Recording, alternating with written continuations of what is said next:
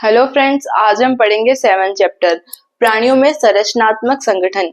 यानी हम पढ़ेंगे प्राणियों का शरीर किस प्रकार से बना होता है। प्राणियों का शरीर कैसे बना होता है? कोशिकाओं से मिलकर बना होता है। कोशिका ही जीव की क्या होती है? संरचनात्मक और क्रियात्मक इकाई होती है। तो प्राणियों का शरीर किससे बना होता है? कोशिका से मिलकर बना होता है।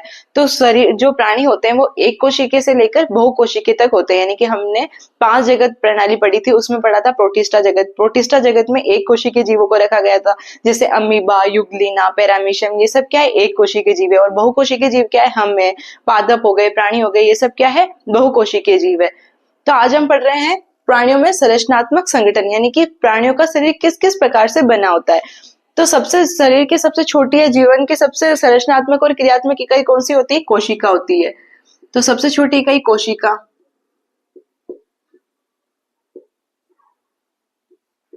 बहुत सारी कोशिकाएं इकट्ठा होकर समूह बनाकर क्या बनाती है? उत्तक का निर्माण करती है। तो कोशिका मिलकर क्या बनाते हैं? उत्तक बनाती है। बहुत सारे उत्तक मिलकर क्या बनाते हैं? अंग का निर्माण करते हैं। जैसे हाथ पैर, हमारे क्या है? अंग है।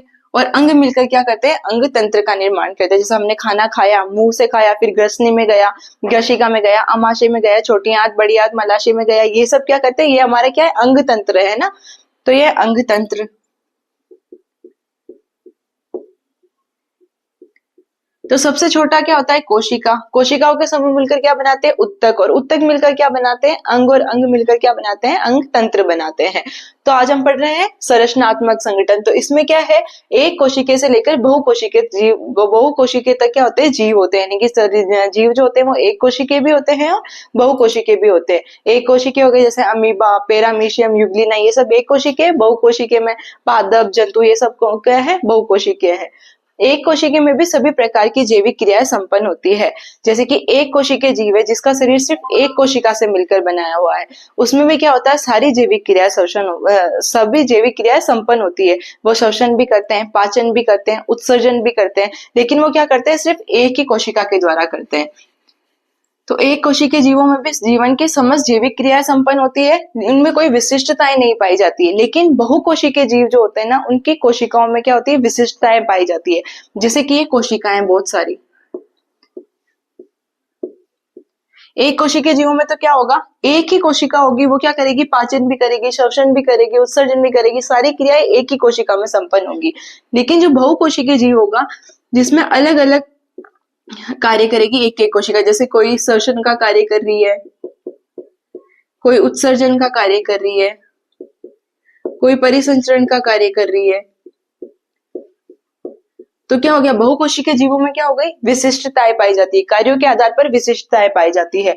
जबकि बहुकोशिकीय जीवों में कार्यों के आधार पर विशिष्टताएं पाई जाती है, साथ ही साथ इनमें उत्तक, अंग व अंग तंत्र प्रकार का संगठन पाया जाता है। जंतु शरीर में केवल 4 प्रकार के आधारभूत उत्तक पाए जाते हैं। जंतुओं का जो शरीर होता है उसमें उत्तक कितने प्रकार के पाए जाते हैं? 4 प्रकार के उत्तक पाए जाते हैं। उत्तक का निर्माण कैसे होता है? जो प्राणी त्रिकोर के होते हैं, त्रिकोर के प्राणी क्या होते हैं? जिसमें एक्टोडर्म, मेसोडर्म तथा एंडोडर्म तीनों प्रकार के जनन स्तर पाए जाते हैं भ्रूणीय अवस्था में। त्रिकोर के प्राणी किसको कहते हैं? जिनकी भ्रूणीय अवस्था में एक्टोडर्म, मेसोडर्म तथा एंडोडर्म तीनों जनन स्तर पाए जाते हैं, उनको क्या बोलते हैं? त्रिकोर के प्राणी कहते हैं। तो इन त्रिकोर के जो प्राणी होते हैं उनमें क्या होता है? उत्तक का निर्माण होता है। तो अब क्या पढ़ते हैं हम? उत्तक किसे कहते हैं? पादप उत्तक हमने पढ़ा है, वैसे उत्तक किसे कहते हैं हमें पता है कि जिसका समान उत्पत्ति समान हो तथा जिनका कार्य समान हो वो उत्तक कहलाते हैं। तो कोशिकाओं का वह समूह जिनकी उत्पत्ति व कार्य समान होते हैं उन्हें कहते हैं उत्तक कहते हैं। उत्तक 4 प्रकार के होते हैं प्राणियों में: उपकला उत्तक, संयोजी उत्तक, पेशी उत्तक और तंत्रिका उत्तक। उपकला उत्तक जो होता है सबसे बड़ा होता है।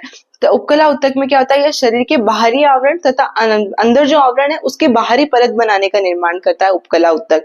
तो जीवों के शरीर की बाहरी सतह और शरीर के अंदर स्थित विभिन्न अंगों की बाहरी व भीतरी सतह का निर्माण करता है उपकला उत्तक। और उपकला जो उत्तक होता है वो सबसे बड़ा उत्तक होता है।